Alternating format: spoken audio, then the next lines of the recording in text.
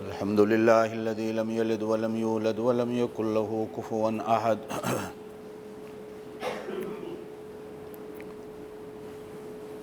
الحمد لله الذي لم يتخذ ولدا ولم يكن له شريك في الملك ولم يكن له ولي من الذل وكبره تكبيرا أشهد أن لا إله إلا الله وحده لا شريك له وأشهد أن سيدنا وسندنا ونبينا وشفيعنا محمدا عبده ورسوله صلى الله عليه وعلى آله وأصحابه وبارك وسلم تسليما كثيرا كثيرا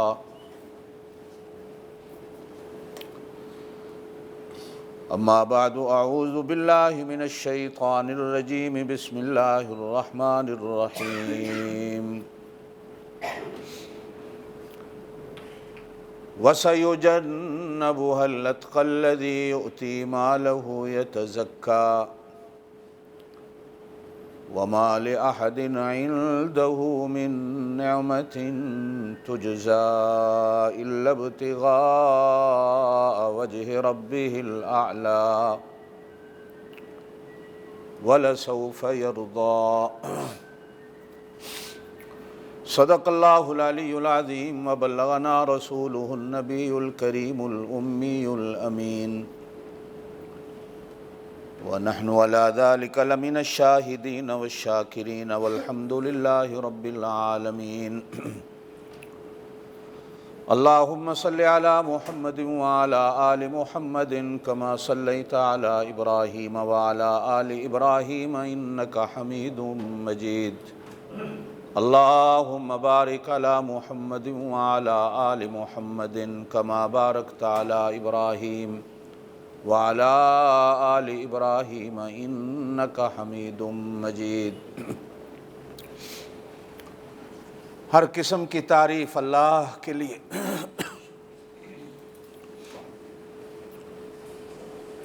بے حساب درود و سلام آقائے دو جہاں حضرت محمد الرسول اللہ صلی اللہ علیہ وسلم کے لیے، لاکھوں کروڑوں دعائیں علماء اولیاء کے لیے۔ اللہ پاک ہماری آج کی اس حاضری کو اپنے دربار میں منظور و مقبول فرمائیں، اور اللہ دین پہ چلنا ہمارے لیے آسان فرمائے۔ ماں نے نام رکھا عبد الکعبہ، حضور صلی اللہ علیہ وسلم کی ولادت کے 2-2.5 سال کے بعد ولادت ہوئی۔ بچپن حضور صلی اللہ علیہ وسلم کے ساتھ گزرا، جوانی بھی حضور کے ساتھ گزری، سفر حضر حضور صلی اللہ علیہ وسلم کے ساتھ گزرا، قبر بھی حضور صلی اللہ علیہ وسلم کے ساتھ بنی، حشر بھی حضور صلی اللہ علیہ وسلم کے ساتھ ہوگا، حوض کوثر پہ بھی حضور صلی اللہ علیہ وسلم کا ساتھ ہوگا۔ اسلام لانے کے بعد آپ صلی اللہ علیہ وسلم نے نام عبداللہ رکھا۔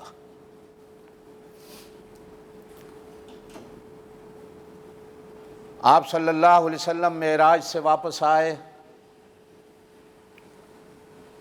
تو آسمان سے لفظ صدیق کا لقب ملا، امت نے صدیق اکبر کا لقب دیا۔ پھر ایک بار حضور صلی اللہ علیہ وسلم نے فرمایا، اگر کسی نے چلتا پھرتا جہنم سے آزاد بندہ اپنی آنکھوں سے دیکھنا ہے تو میرے صدیق کو دیکھ لو۔ آسمانوں پر آج کے بعد اس کا لقب عتیق بھی رکھا گیا ہے کہ یہ جہنم سے اللہ پاک نے اس کو آزاد کر دیا۔ ایک شخص حضور صلی اللہ علیہ وسلم سے پوچھتا ہے، حضرت انس کی روایت ہے، قیامت کب ہوگی؟ آپ صلی اللہ علیہ وسلم نے ارشاد فرمایا تیاری بھی کی ہے قیامت کی کہ ویسے ہی پوچھ رہے ہو قیامت کب ہوگی؟ عرض کی اللہ کے رسول صلی اللہ علیہ وسلم تیاری تو کوئی نہیں، آپ کی محبت کے سوا پلے کچھ نہیں، بس میری یہی تیاری ہے۔ تو حضور صلی اللہ علیہ وسلم نے فرمایا تمہیں مبارک ہو، دنیا میں جس سے محبت کرتے ہو قیامت کے دن اللہ پاک تمہارا حشر بھی اسی کے ساتھ کرے گا۔ حضرت انس رضی اللہ تعالیٰ عنہ فرماتے ہیں یہی حدیث سن کر کہ الحمدللہ میں حضور صلی اللہ علیہ وسلم سے بھی محبت کرتا ہوں، ابو بکر صدیق سے بھی محبت کرتا ہوں، عمر و عثمان و علی سے بھی محبت کرتا ہوں۔ انشاءاللہ آپ صلی اللہ علیہ وسلم کا یہ فرمان سن کر میرا یقین ہے کہ اللہ پاک میری جنت بھی انہی لوگوں کے ساتھ بنا دے گا۔ میرے دوستو، 22 جمادی الثانی پرسوں تاریخ تھی، آج 24-25 ہے، حضرت ابو بکر صدیق رضی اللہ تعالی عنہ کی وفات کا دن۔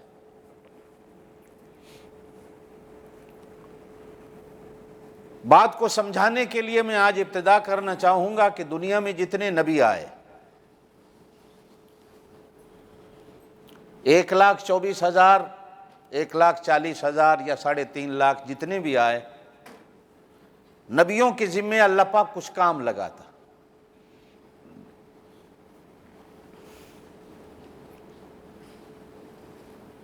ان کاموں میں سے 2 کام ہر نبی کے ذمے رہے۔ ہر نبی نے اپنے سے پہلے گزرنے والے نبی کی تصدیق کی کہ پہلے والا نبی سچا تھا۔ انبیاء کی صفات میں سے یہ صفت ہوتی ہے کہ نبی دوسرے نبی کی مخالفت نہیں کرتا، بلکہ آنے والا نبی کہتا ہے جو مجھ سے پہلے گزرا وہ سچا تھا۔ یہ حکومتوں کے اصول ہیں، مولویوں کے ہیں کہ حکومت کہتی ہے کہ پہلے والی حکومت بڑی بدمعاش تھی، سب کچھ وہ کھا گئی، اور مولوی بھی کہتا ہے کہ میں جتنا سچ بولتا ہوں اور مسجد کا کوئی مولوی سچ نہیں بولتا، سب جھوٹے ہیں۔ یہ نبیوں کی صفت ہوتی ہے کہ نبی اپنے سے پہلے گزرنے والے کی تصدیق کرتا ہے اور اس کو سچا کہتا ہے۔ معلوم ہوتا ہے کہ ہر نبی کی زبان کے پیچھے ایک ذات ایسی ہوتی ہے جو نبیوں کو بلاتی ہے اور نبیوں کی تصدیق کراتی ہے، اور اس ذات کو اللہ کہتے ہیں۔ ایک ہی راستے سے بولتے ہیں، ایک ہی بات بولتے ہیں۔ گاؤں گاؤں میں بھی نبی آئے، اپنی اپنی زندگیوں میں نے اس نے اس کی تصدیق کی، اس نے اس کی تصدیق کی، اس نے اس کی دشمنی نہیں کی، اس نے اس کی دشمنی نہیں کی، اس نے کہا وہ بھی سچا ہے، اس نے کہا وہ بھی سچا۔ اور دوسرا کام ہر نبی کے ذمہ رہا کہ اپنے بعد آنے والے نبی کی خوشخبری دے کہ میرے بعد بھی آنے والا ہے کوئی۔ اس کے ساتھ ساتھ ہر نبی کے ذمے تیسرا کام رہا، آدم علیہ السلام سے لے کر عیسیٰ علیہ السلام تک، کہ اپنے بعد میں آنے والے کی خوشخبری بھی دے اور حضور صلی اللہ علیہ وسلم کے آنے کی بھی خوشخبری دے۔ ہم سب کے بعد میں ایک آخری سچا نبی آئے گا، یہ ہر نبی حضور صلی اللہ علیہ وسلم کی خوشخبری دیتا گزرا۔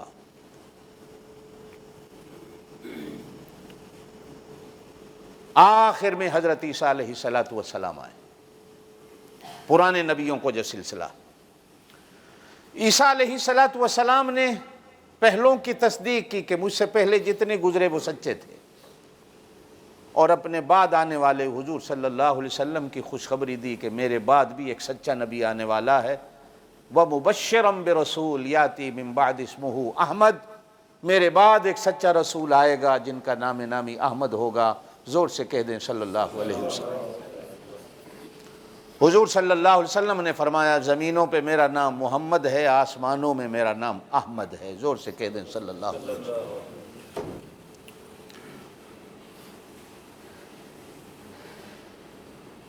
حضور صلی اللہ علیہ وسلم نبی بنے،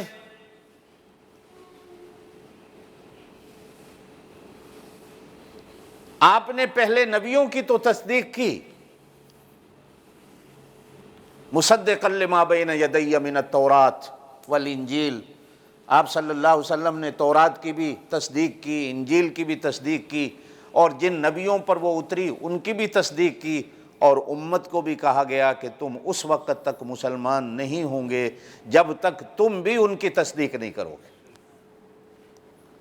ہم بھی جب تک ان پر ایمان نہ لائیں ہمارا ایمان پورا نہیں ہوتا۔ آپ صلی اللہ علیہ وسلم نے بھی پرانے سارے نبیوں کی تصدیق کی۔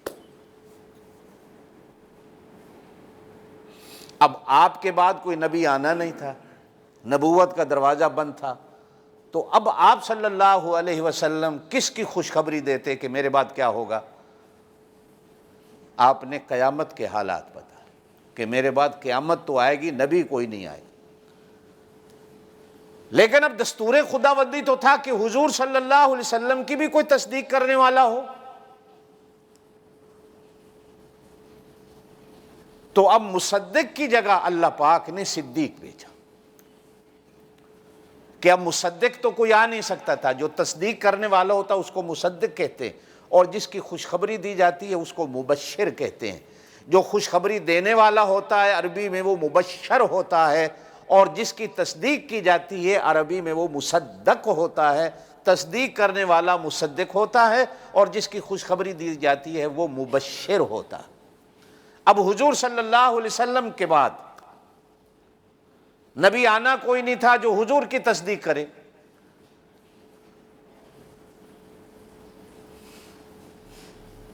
اور نبی آنا کوئی نہیں تھا کہ جس کے بارے میں حضور صلی اللہ علیہ وسلم خوشخبری دیں۔ تو اب اللہ پاک نے مصدق کی جگہ لفظ بدلا، حالانکہ یہ دونوں ایک جگہ سے نکلے ہیں، مصدق ہو یا صدیق ہو، تو اب اللہ پاک نے مصدق کی جگہ صدیق بنا، جس نے حضور صلی اللہ علیہ وسلم کی تصدیق کی۔ میں نے گزشتہ جمعہ یہی بات کی تھی کہ حضور صلی اللہ علیہ وسلم نے فرمایا میں نے جس پر بھی ایمان پیش کیا ہر ایک نے کہا سوچ کر بتاؤں گا، صرف ایک صدیق اکبر ایسے ہیں کہ میں نے پیش کیا، اس نے کہا ہاتھ بڑھاؤ میں آپ کی بیعت کرتا ہوں، لا الہ الا اللہ محمد الرسول اللہ۔ علماء نے لکھا ہے کہ ابو بکر صدیق نے حضور صلی اللہ علیہ وسلم کی بے ساختہ تصدیق کیوں کی؟ تو اس کی وجہ یہ تھی کہ مصدق کی جگہ اللہ پاک نے ان کو رکھنا تھا۔ اور بعض بزرگان دین نے لکھا ہے کہ ایمان بعض لوگوں کی فطرت میں ہوتا ہے، گھٹی میں ہوتا ہے۔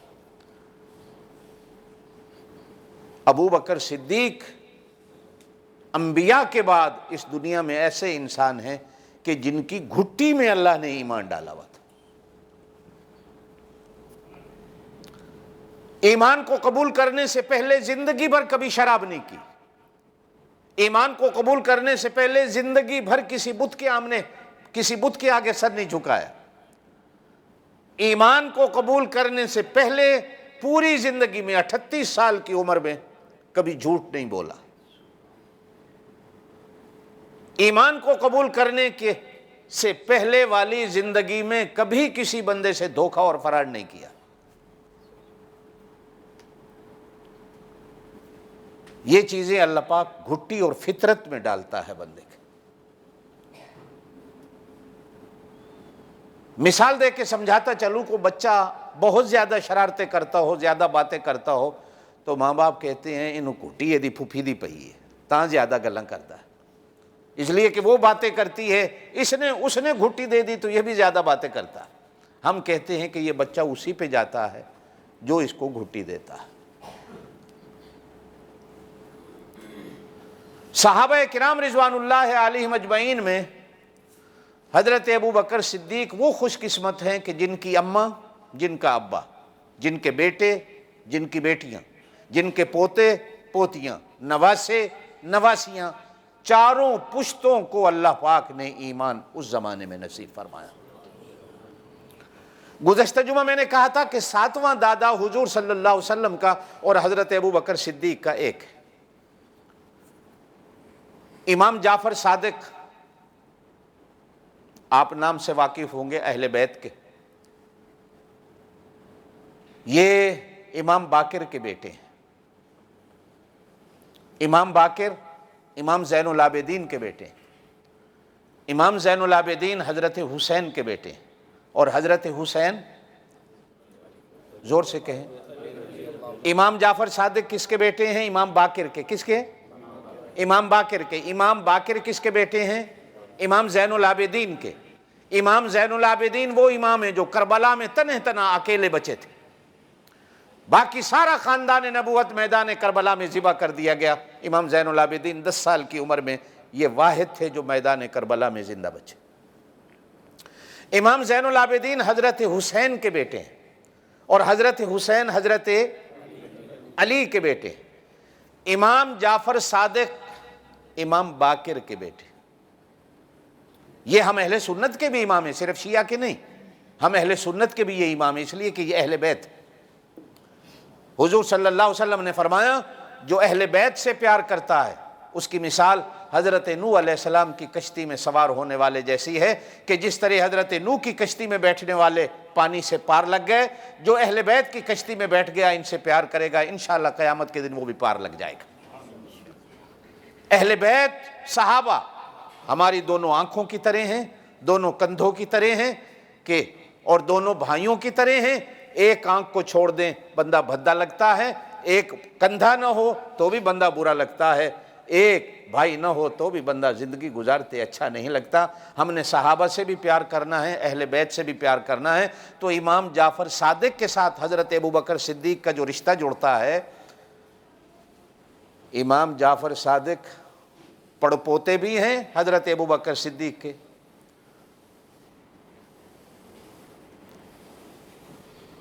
اور پڑپوتی کے بیٹے بھی ہیں حضرت ابو بکر صدیق۔ حضرت ابو بکر صدیق کے بیٹے ہیں محمد، محمد کے بیٹے ہیں حضرت قاسم، اور حضرت قاسم کی بیٹی ہے ام فروہ، یہ امام جعفر صادق کی اماں ہے۔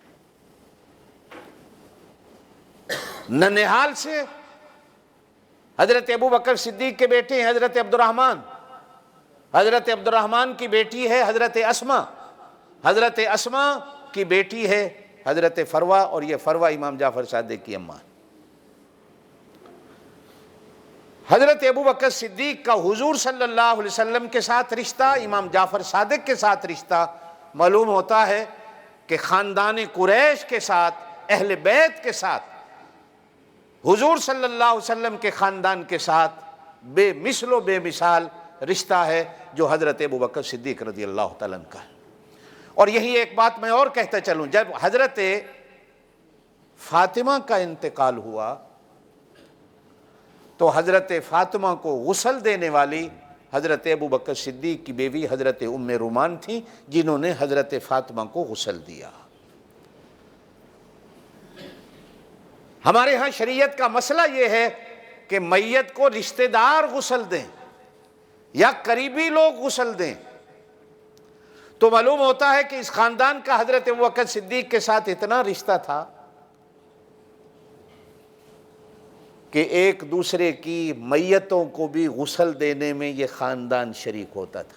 اور اگلی بات بھی بتاتا چلوں کہ حضرت ابو بکر صدیق رضی اللہ تعالیٰ عنہ کے انتقال کے بعد حضرت ابو بکر صدیق کی بیوہ سے حضرت علی نے شادی کی، تو یہ خاندان اہل بیت کے ساتھ حضرت ابو بکر صدیق کا ایک عظیم رشتہ رہا۔ میں نے گزشتہ جمعہ ایک بات کی تھی کہ امت کی ابتدا کہاں سے ہوئی۔ آپ بخوبی سمجھے ہوں گے کہ امت کی ابتدا، پہلا نمبر جو امت کو ملتا ہے وہ حضرت ابو بکر صدیق سے ملتا ہے۔ آج اگلی بات چھیڑتے ہیں۔ میں نے کئی بار آپ سے کہا کہ جو بندہ فوت ہونے کے بعد جہاں دفن ہوتا ہے قرآن و سنت کی روشنی میں پتہ چلتا ہے کہ اس کو بناتے وقت اللہ پاک مٹی وہیں کی لیتے ہیں. جس بندے کی قبر جہاں بنتی ہے اس کو بناتے وقت اللہ پاک مٹی وہیں کی لیتے ہیں. آپ کے ذہن میں سوال ہوگا جی کوئی بندہ سمندر میں ڈوب کے مر جاتا ہے تو سمندر کی تہہ میں بھی مٹی ہوتی ہے. آپ کہیں گے جی صاحب کوئی بندہ ہوا میں جہاز کرش ہو جاتا ہے تو کرش ہونے کے بعد بھی وہ زمین پہ ہی آ کے گرتا ہے. کسی کی لاش مل گئی تو مل گئی, کسی کی نہیں ملی تو ہوتی وہ بھی زمین پہ ہی ہے. کوئی بندہ آگ میں جل کے مر جاتا ہے, اگر جسم کچھ باقی رہ گیا تو بھی مٹی میں دفن کر دیا جاتا ہے, سارا جل جائے تو بھی مٹی میں دفن کر دیا جاتا ہے, اگر کچرا کچرا ہو جائے تو بھی مٹی سے بچاؤ نہیں ہوتا. لوگ وہیں ہڈیوں اور بوٹیوں پر بھی مٹی ڈال دیتے, کہیں نہ کہیں حصہ مٹی کا ضرور آ جاتا ہے.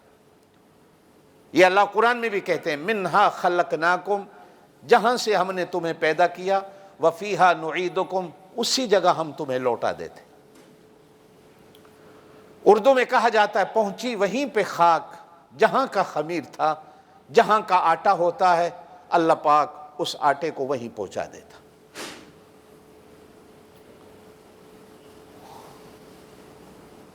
آپ کو بھی کئی دفعہ موقع ملا ہوگا میت کو قبر میں دفن کرنے کا, نہ یاد ہو تو بتا دیتا ہوں. جب کسی کو قبر میں رکھا جاتا ہے تو اوپر مٹی ڈالنا سنت ہے, ہر مسلمان مٹی ڈالے, اور مٹی ڈالتے ہوئے کیا پڑھے؟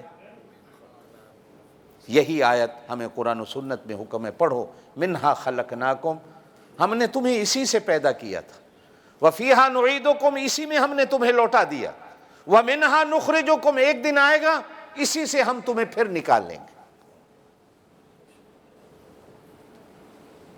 یہ بات سمجھ آئی کہ انسان کی جہاں قبر بنتی ہے اللہ پاک اس کو بناتے وقت مٹی, زور سے بولو, وہیں کے لیتے. اس مسئلے سے پتہ چلتا ہے کہ جس مٹی سے اللہ پاک نے حضور صلی اللہ علیہ وسلم کا وجود پاک بنایا, اسی مٹی سے اللہ پاک نے ابو بکر صدیق کا وجود بنایا, اسی مٹی سے اللہ پاک نے عمر فاروق کا وجود بنایا. اب اگلی بات ہو سکتی ہے کہ میرا کوئی دوست یوں کہہ دے کہ قاری صاحب اتنی گستاخی نبی کی کر رہے ہیں کہ کہہ رہے ہیں کہ نبی مٹی سے بنا ہے. اس لیے کہ جو لوگ دین کو سمجھتے نہیں وہ اعتراض بہت جلدی کر دیتے ہیں. دیکھو جی نبی کو بشر کہتے ہیں, ہم نہیں کہتے, وہ قرآن کہتا ہے.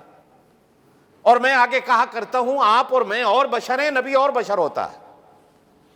کاش کہ میرے بھائی میری اس بات کو بھی ذہن میں رکھ لیا کریں کہ بشر کا جب ہم معنی کرتے ہیں تو کیا کرتے ہیں کہ نبی اور بشر ہوتا ہے, تو اور میں اور بشر ہوتے ہیں. تو اور میں بشر شر والے ہوتے ہیں اور نبی بشارت والا بشر ہوتا ہے.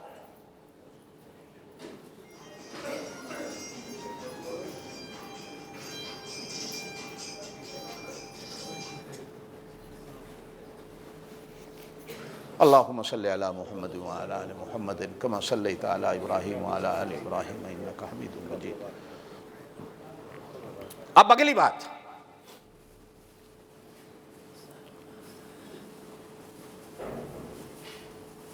علماء نے لکھا ہے کہ باقی تمام نبیوں کو بناتے وقت اللہ پاک 75% مٹی جنت کی لیتا اور 25% مٹی اس زمین کی لیتا. لیکن حضور صلی اللہ علیہ وسلم کا وجود مبارک پورے کا پورا اللہ پاک نے جنت کی مٹی سے لیا. اس لیے حضور صلی اللہ علیہ وسلم نے اپنے روضہ پاک کو جنت کا ٹکڑا کہا. اب معلوم ہوتا ہے, مماثلت دیکھیے تینوں کی, کہ اللہ پاک نے جس مٹی سے حضور صلی اللہ علیہ وسلم کا وجود مبارک بنایا, اللہ پاک نے اسی مٹی سے ابو بکر صدیق کا وجود بنایا, اور اسی مٹی سے اللہ پاک نے عمر فاروق رضی اللہ تعالیٰ عنہ کا وجود بنایا. یہ قرآن کی آیت کا ترجمہ بنتا ہے. اس کائنات میں اتنی بڑی خوش قسمتی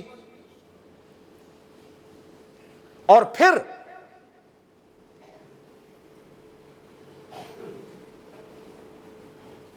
حضرت علی کرم اللہ وجہ نے جب ایک میری بات سمجھیے گا ذرا توجہ سے، میں عقیدے کی بات سمجھانا چاہتا ہوں کہ جب حضرت ابو بکر صدیق کا انتقال ہو رہا تھا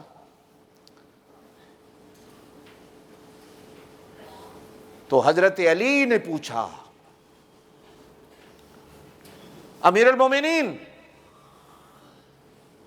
آپ کو دفن کہاں کریں؟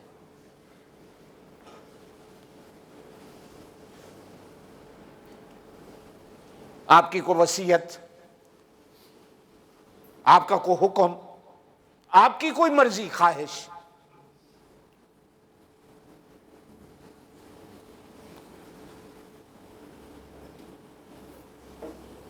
تو حضرت ابو بکر صدیق رضی اللہ تعالی عنہ نے فرمایا مجھے غسل دے کے کفن پہنا کے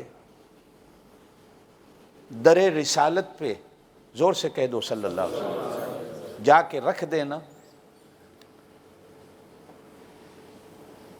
حضور صلی اللہ علیہ وسلم سے پوچھ لینا یا رسول اللہ، زور سے کہہ ہم ابو بکر کو لائے ہیں، آپ کہاں حکم کرتے ہیں اس کو وہاں دفن کرتے ہیں. اس لیے کہ دفنانے والے تو حضرت علی تھے.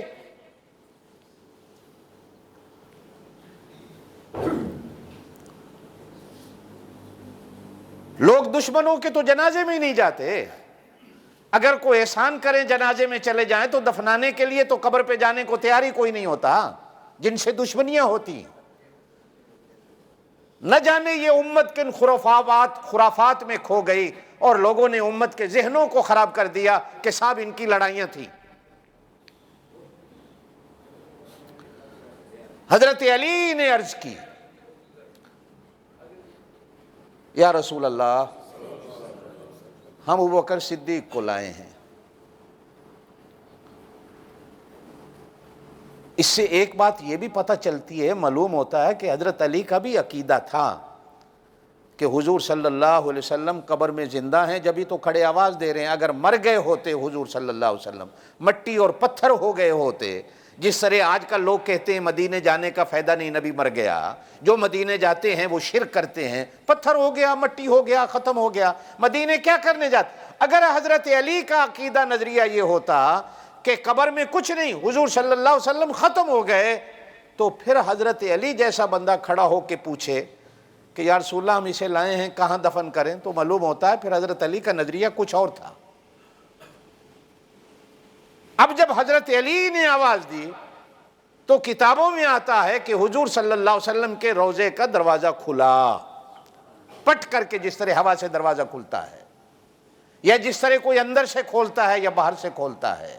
جو پہلے دروازہ بند تھا ایسے کھلتا ہے. معلوم ہوتا ہے کو ہوا ہی کھول گئی.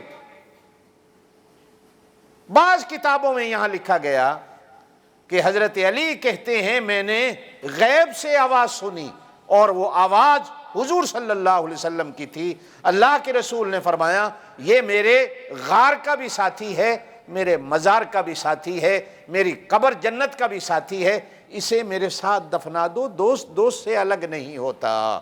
تو حضرت علی نے حضرت ابو بکر صدیق کو حضور صلی اللہ علیہ وسلم کے پہلو میں دفن فرمایا.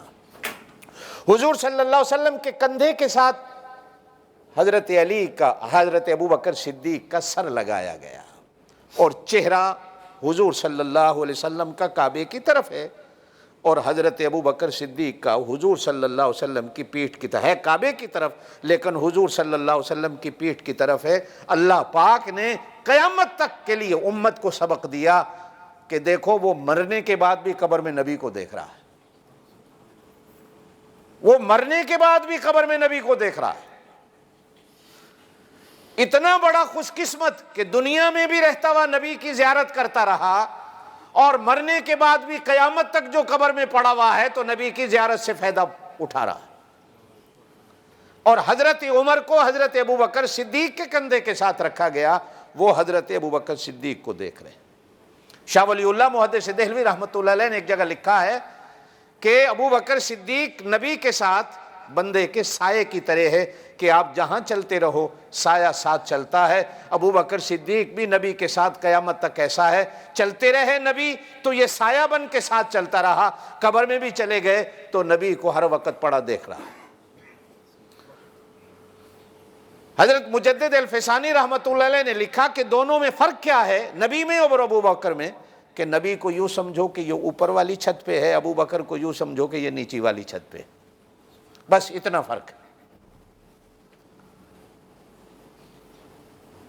حضور صلی اللہ علیہ وسلم کا جو حجۃ الوداع کا خطبہ ہے جو آپ نے میدان عرفات میں خطبہ دیا، مشہور ہے حدیث کی کتابوں میں، بے مثل و بے مثال خطبہ ہے آپ صلی اللہ علیہ وسلم کا، جہاں اس خطبے کے اندر آپ صلی اللہ علیہ وسلم کی اور ارشادات ہیں۔ اللہ نے کبھی موقع دیا تو خطبہ پورا جمعے کا انشاءاللہ میں حضور صلی اللہ علیہ وسلم کے خطبے پہ آپ کو سناؤں کہ آپ نے امت کے لیے کیا کہا، جو لاہ عمل آپ نے آخری خطبے میں امت کو دیا قیامت تک کے لیے ہمارے لیے نمونہ ہے۔ آپ صلی اللہ علیہ وسلم نے حضرت ابوبکر صدیق کے لیے ایک لفظ بولا، اس خطبے میں کتابوں میں موجود ہے۔ فرمایا لوگوں، میری امت میں ابوبکر صدیق ایسا ہے جو ہمیشہ میری منشا کو دیکھتا رہا، اس نے کبھی میری بات کو رد نہیں کیا۔ گھر کے معاملے آئے تو بھی نبی کی مرضی پہ، باہر کے معاملے آئے تو بھی نبی کی مرضی پہ۔ کبھی کبھی حضرت عمر تو بول بھی پڑے، حضرت علی بھی بول پڑے، لیکن ابوبکر صدیق صحابہ کرام میں آپ نے کہا، سر جھکا لیا، حاضر۔ بیٹی کا مسئلہ آیا حضرت عائشہ کا، جب لوگوں نے تہمت لگائی، قریب تھا حضور صلی اللہ علیہ وسلم سوچ رہے تھے کہ طلاق دے دوں، تو حضرت ابوبکر صدیق سے پوچھا حضور صلی اللہ علیہ وسلم، تیری بیٹی ہے کیا کروں؟ تو حضرت ابوبکر صدیق نے عرض کی، اللہ کے رسول جو آپ کی مرضی وہ کرو۔ یہ نہیں کہا میری بیٹی ہے، میرا کیا ہوگا، میری عزت رہے گی نہیں رہے گی، میں مدینہ چھوڑ کے چلا جاؤں گا، میں فلاں جگہ، نہ، کہا اللہ کے رسول جو آپ کی مرضی۔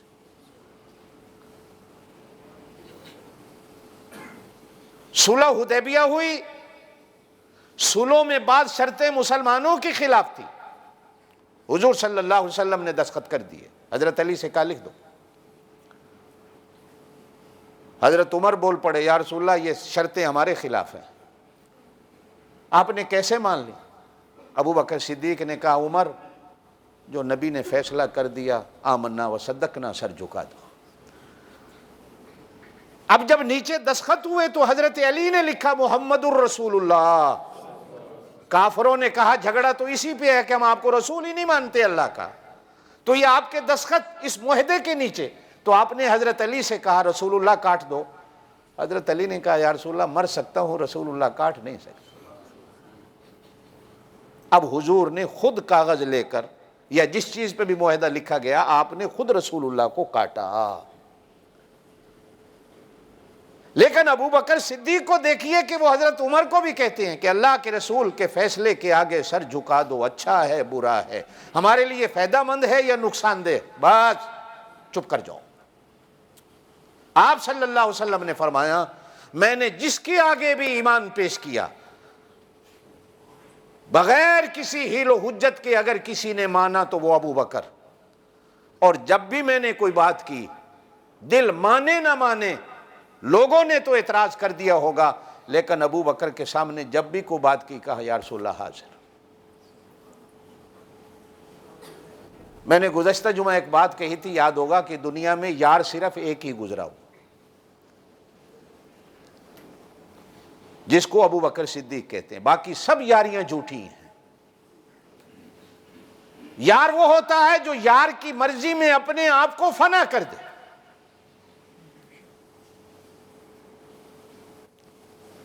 حضور صلی اللہ علیہ وسلم نے فرمایا اللہ پاک نے 2 وزیر مجھے آسمانوں میں دیے، 2 وزیر زمین میں دیے، میرے 4 وزیر ہیں۔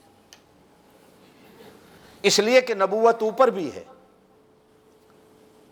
اور نبوت نیچے بھی ہے۔ یہ اوپر والی جو مخلوقات ہیں وہ بھی حضور صلی اللہ علیہ وسلم کا کلمہ پڑھتی ہیں، اور نیچے والی جو مخلوق ہیں وہ بھی حضور صلی اللہ علیہ وسلم کا کلمہ پڑھتی ہیں۔ ایک بندہ مجھ سے پوچھتا ہے کہ جبریل کون سا کلمہ پڑھتا ہے،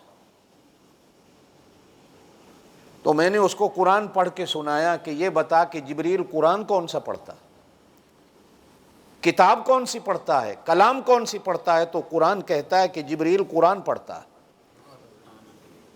تو قرآن کس پہ اترا بتاؤ؟ قرآن کس نبی پر اللہ نے اتارا، کس رسول کو دیا؟ کون سی امت قرآن پڑھتی ہے؟ میں بھی پڑھتا ہوں تو جبریل بھی پڑھتا ہے، آپ بھی پڑھتے ہیں تو جبریل بھی پڑھتا ہے۔ تو معلوم ہوتا ہے کہ جبریل قرآن جب وہ پڑھتا ہے جو ہمارے نبی پہ اترا، تو پھر کلمے کے بارے میں سوال کیوں کیا جاتا ہے کہ جبریل کلمہ کون سا پڑھتا ہو؟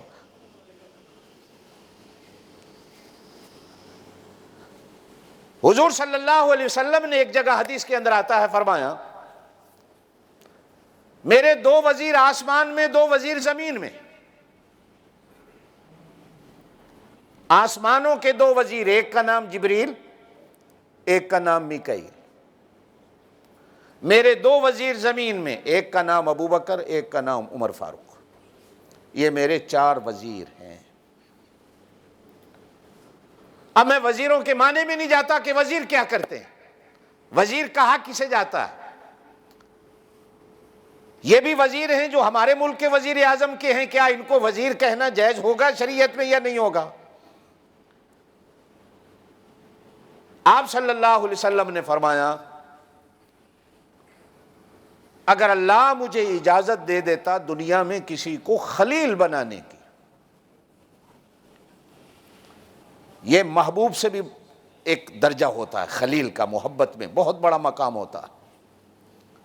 خلیل کہا اسے جاتا ہے جو یار کی مرضی میں اپنی مرضی کو فنا کر دے۔ دوسرے لفظوں میں اس کو آپ عشق سے بھی شمار کر سکتے ہیں۔ عاشق وہ ہوتا ہے جو اپنی مرضی کو فنا کر دے، اس کی اپنی مرضی ہی نہ ہو، بس وہ اپنے معشوق کی مرضی پہ چلتا ہو، جس کے ساتھ وہ عشق کرتا ہے۔ پروانہ شمع سے عشق کرتا ہے، بلبل پھول سے عشق کرتی ہے۔ پروانہ شمع کے اوپر آ کر اپنے آپ کو جلا کے راکھ کر دیتا ہے۔ بلبل کو پھول مہکتا ہوا نظر آ جائے تو پھر وہ جو ترانے گاتی ہے، پھر وہ جو اپنی آواز مستی کی نکالتی ہے، وہ مست ہو جاتی ہے۔ ایک اور چیز ہوتی ہے جس کو کوئل کہتے ہیں، وہ ہانگ کانگ میں بھی ہے کئی جگہ پہ۔ ہمارے کوائ فونگ میں ماشاءاللہ درختوں کے اوپر ہے، تہجد کے ٹائم جو چیخنا شروع کرتی ہے، لوگ تہجد کے ٹائم بھی اٹھ جاتے ہیں، اس کے ٹائم بنے ہوئے ہیں۔ پھر وہ اشراق کے ٹائم پہ آ کر چیختی ہے، اس کی پکار کے اندر بھی ایک درد ہوتا ہے۔ اب وہ کیا درد ہوتا ہے، موقع نہیں میرا اس پہ بات کرنے کا۔ خلیل کہتے ہیں جو اپنے آپ کو اپنے معشوق جس کے عشق میں مبتلا ہے، اپنی مرضی کو، اپنی چاہت کو، اپنی طلب کو فنا کر دے، جلا دے، اپنے آپ کو مٹا ڈالے۔ قرآن نے ابراہیم علیہ السلام کو اللہ کا خلیل کہا۔ 1,24,000 نبیوں میں سے، 1,40,000 نبیوں میں سے قرآن نے صرف حضرت ابراہیم کو اللہ کا خلیل کہا۔ وَاتَّخَذَ اللَّهُ إِبْرَاهِيمَ خَلِيلًا، خلیل کا۔ اور کبھی ابراہیم علیہ السلام سے ہانگ کانگ والوں جا کے پوچھو نا کہ اللہ نے تجھے خلیل کیوں بنایا؟ تو ابراہیم علیہ السلام جواب دیں گے میں نے اللہ کی مرضی پہ اپنی مرضیوں کو فنا کر ڈالا.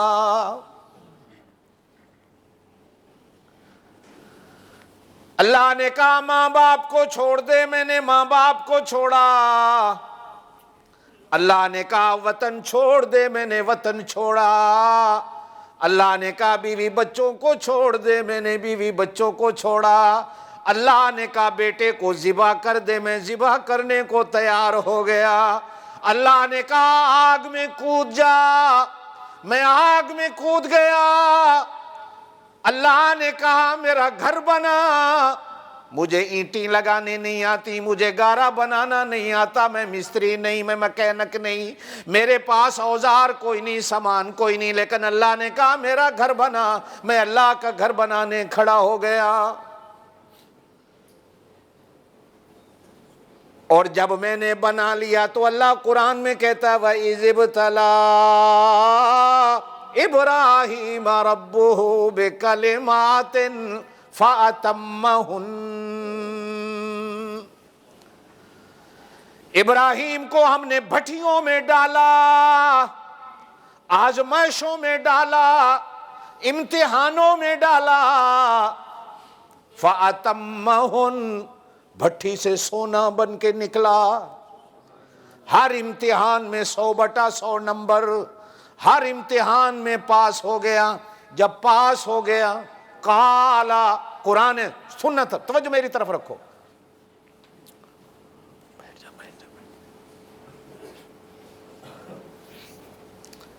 وَإِذِ ابْتَلَىٰ، جب آزمایا، رَبُّهُ، اس کے رب نے، بِکَلِمَاتٍ، آزمائشوں سے، فَأَتَمَّهُنَّ، سب میں پورا ہو گیا. بیوی کہتی ہے ابراہیم ہمیں کہاں چھوڑ کے جا رہے ہو؟ اللہ کہتے ہیں بولنا نہیں، بتانا نہیں، زبان بند. بے آب ہو گیا، جنگل چھوڑا.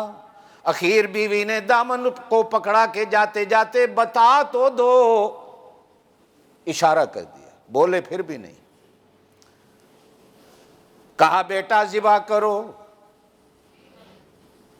بیوی نے کہا ابراہیم خواب ہے، کبھی کسی باپ نے بیٹا بھی ذبح کیا. لے کے چل پڑ. شیطان بزرگ کی صورت میں راستے میں آیا، داڑھی سفید رکھی، کپڑے سفید. ابراہیم خواب ہے، کبھی کسی باپ نے بیٹے کو بھی ذبح کیا. پتھر اٹھایا، دے مارا. پھر ہم عمر بن کے دوست کی صورت میں آیا، دوسرے قدم ابراہیم کبھی کسی نے بیٹے کو بھی ذبح کیا. پھر پتھر اٹھایا، دے مارا.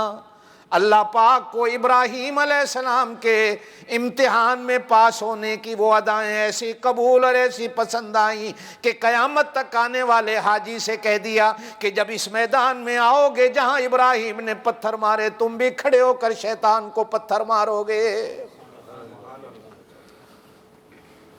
اب جب پاس ہوا تو اللہ کہتے ہیں انی، توجہ رکھنا میں جو مسئلہ سمجھانا چاہ رہا ہوں.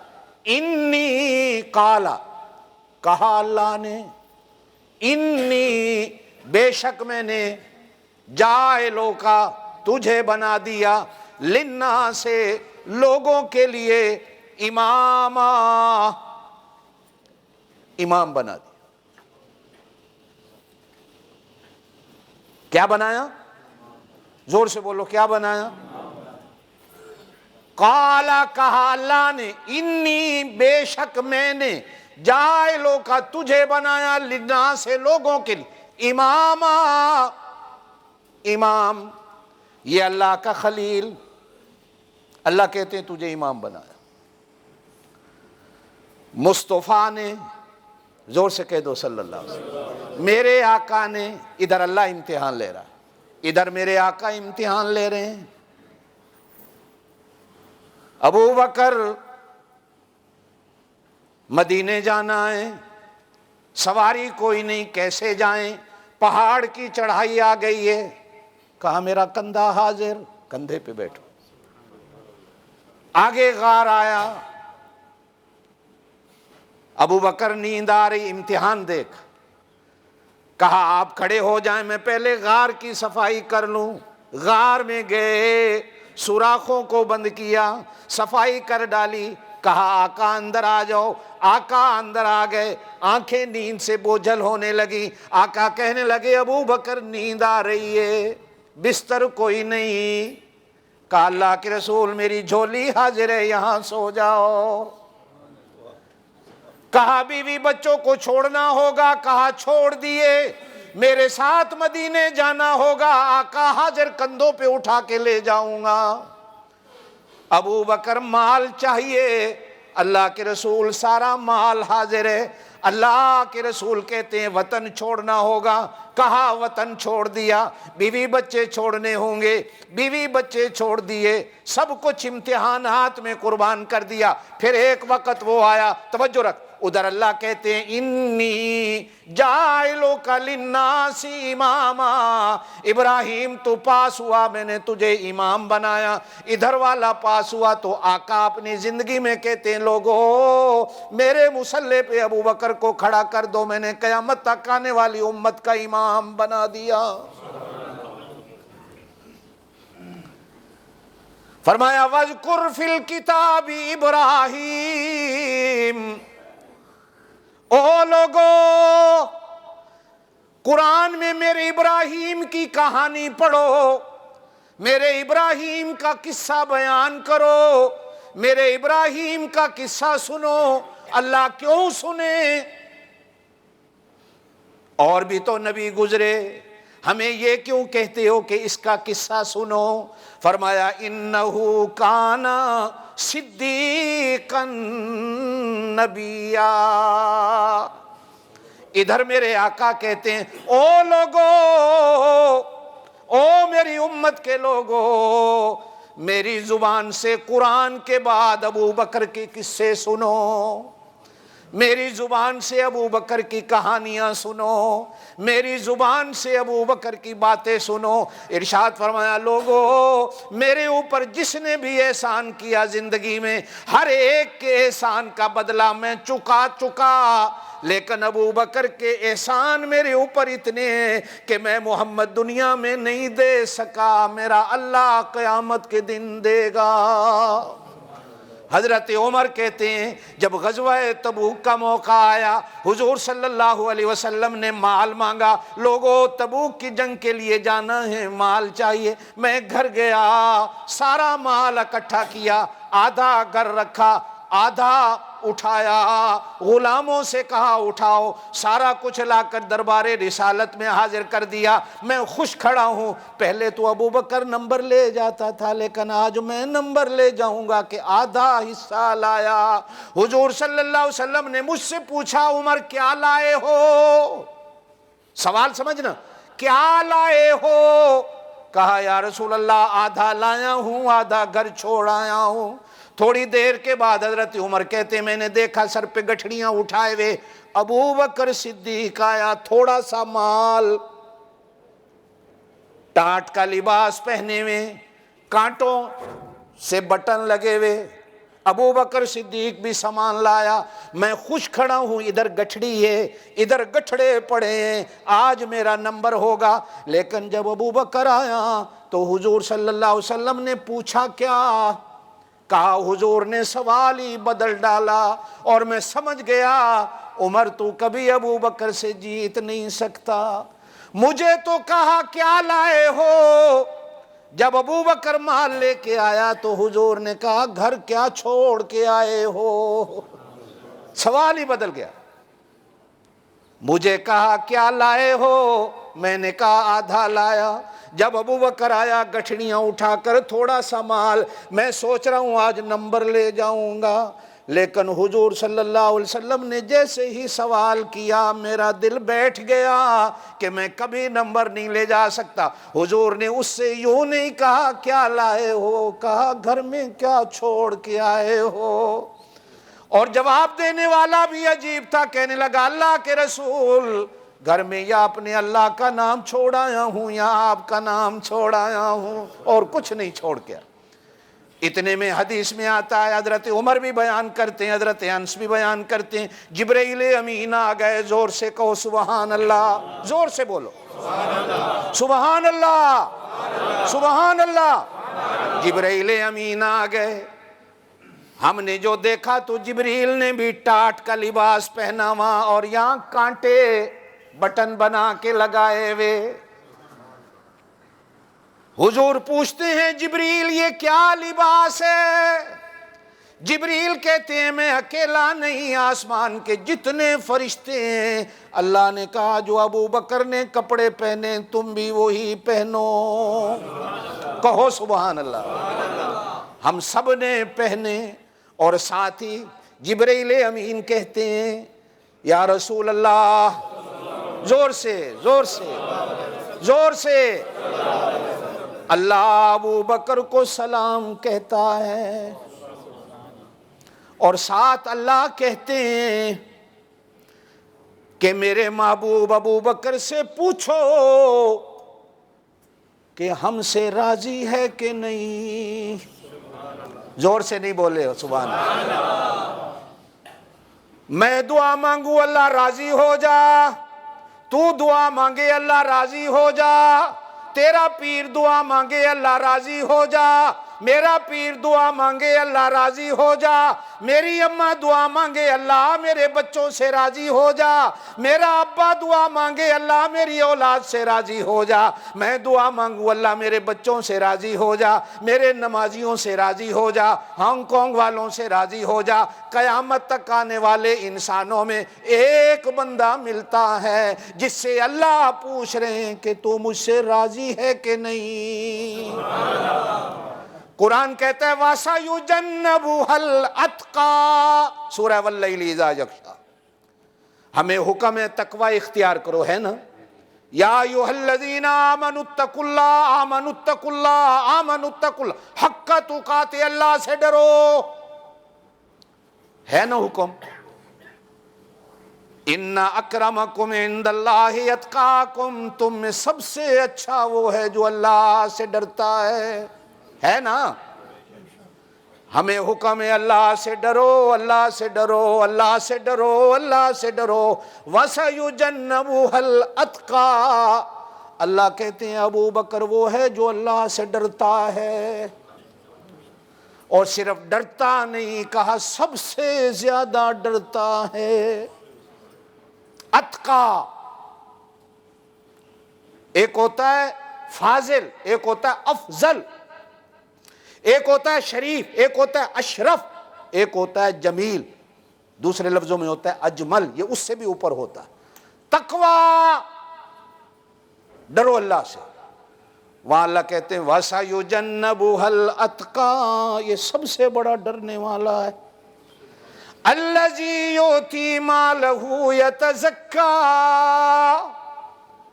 آپ مال دیں اللہ کی راہ میں، اللہ راضی ہو جائے، اللہ خوش ہو جائے، اور کچھ دینے والے دیتے ہیں کہ لوگوں میں میرا نام آ جائے، بلے بلے ہو جائے، میرے نام کے نعرے لگنے شروع ہو جائیں، لوگ کہیں اللہ کے نام پہ بڑا دیتا ہے، دے کے مولوی کو خرید لو، دے کے مسجد والوں کو خرید لو، دے کے مدرسے والوں کو خرید لو، بابا جی میں چندہ دیتا ہوں میری مانو۔ اللہ کہتے ہیں نا، ابو بکر وہ ہے الذی یؤتی مالہ یتزکیٰ، یہ جب بھی اللہ کے نام پہ مال دیتا ہے اس کے دل کو میں جانتا ہوں، اس کی نیتوں کو میں جانتا ہوں، اس کے دل میں یہ ہوتا ہے کہ میں اپنے آپ کو، اپنے مال کو پاک کر کے اپنے اللہ کو راضی کر لوں۔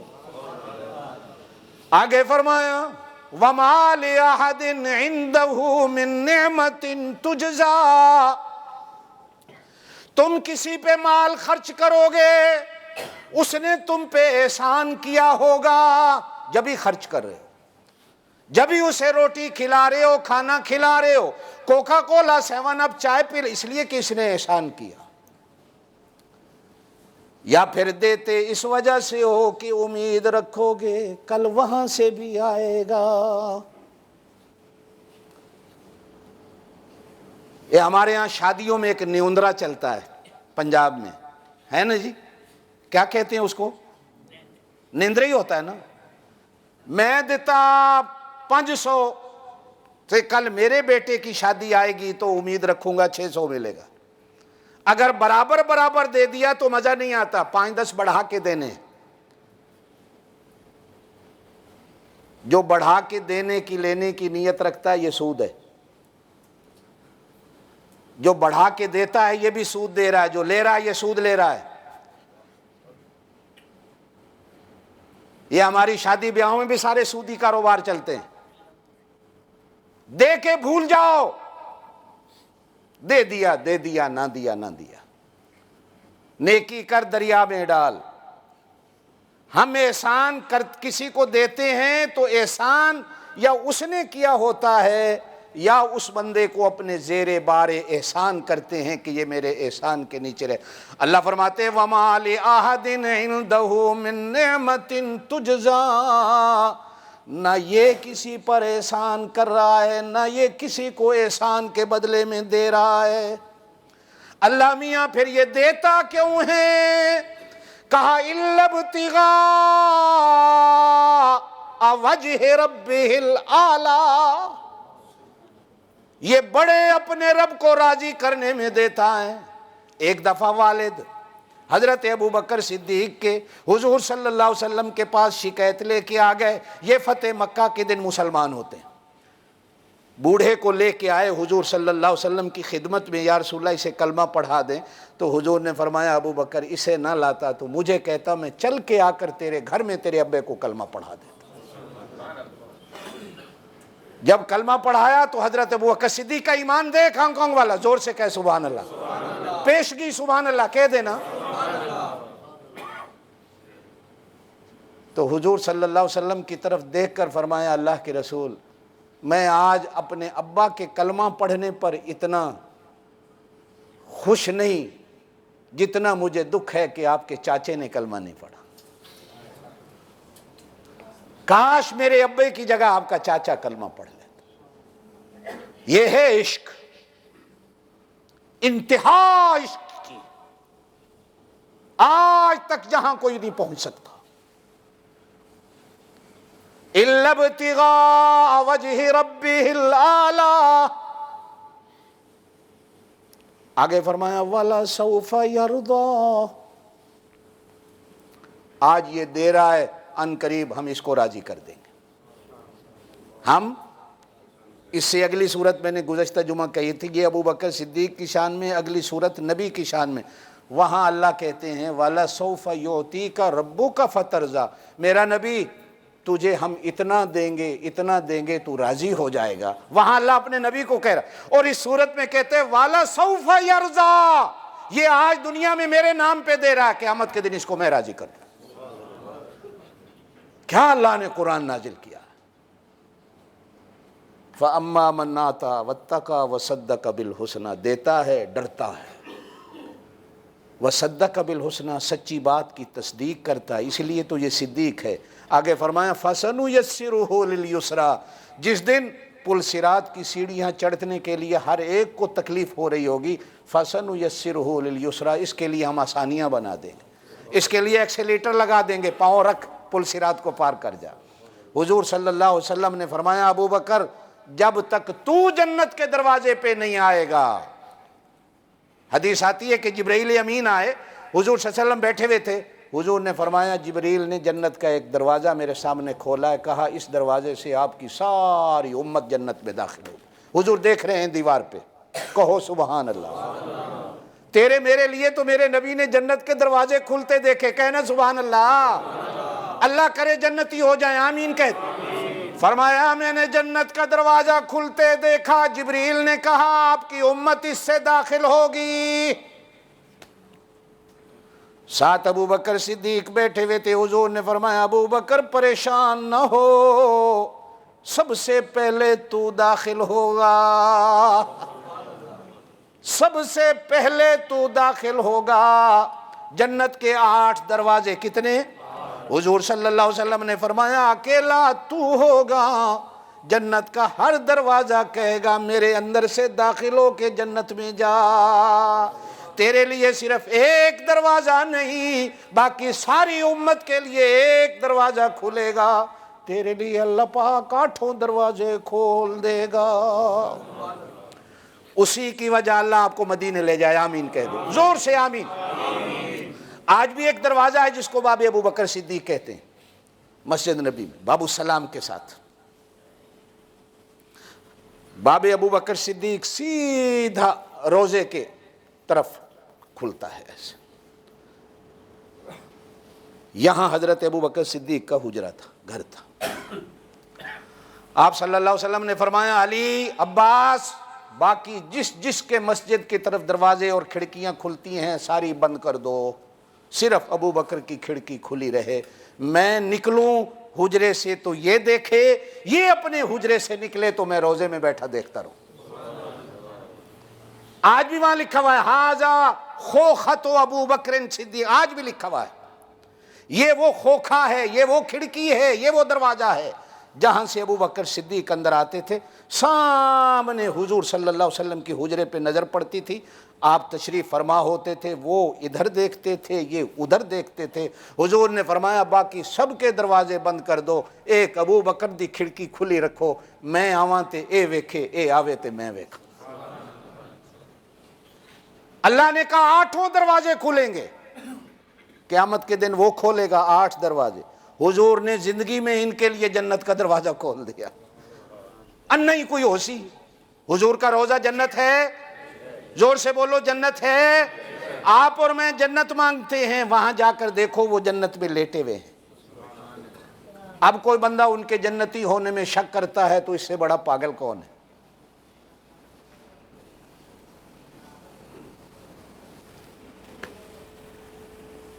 نمرود کی موت جانتے ہو کیسے ہوئی تھی؟ دماغ میں مچھر گیا تھا، اللہ نے کہا ذرا دورہ کر اس کے دماغ کا۔ وہ بھوں بھوں جب کرتا تھا نا تو پھر جوتا اٹھا کے اپنے سر میں مارتا تھا۔ جب جوتا لگتا تھا مچھر سائڈ پہ بیٹھ جاتا تھا، پھر جب جوتا رکتا وہ گھومتا۔ اللہ نے کہا جوتی بھی تیری تے سر بھی تیرا، اس واسطے کہ تو میرے خلیل دا دشمن ہے ابراہیم علیہ السلام کا۔ اللہ پاک اسی کے جوتے سے اس کا سر پٹواتا تھا، اس کا دماغ خراب تھا۔ ابو بکر صدیق کے دشمنوں کا سینہ خراب ہے۔ اللہ پاک آخدا ہے اس دا سر اودی جوتی نال مروایا، تسی اپنے ہتھاں نال اپنے سینے نو کٹو۔ ہائے ہائے ہائے ہائے، او اپنی جوتی نال اپنا سر کٹے، تسی اپنے ہتھاں نال اپنا سینہ کٹو، اس واسطے کہ او دا دماغ خراب سی، تہاڈا سینہ خراب ہے، تہاڈا دل خراب ہے۔ اے اللہ پاک دیاں حکمتاں نے، قانون ہیں اللہ کے۔ اللہ پاک آپ کو مجھے صحابہ کرام سے محبت کی توفیق دے، زندگی رہی تو باقی باندھے انشاءاللہ۔ آئندہ واخر دعوانا الحمدللہ رب العالمین۔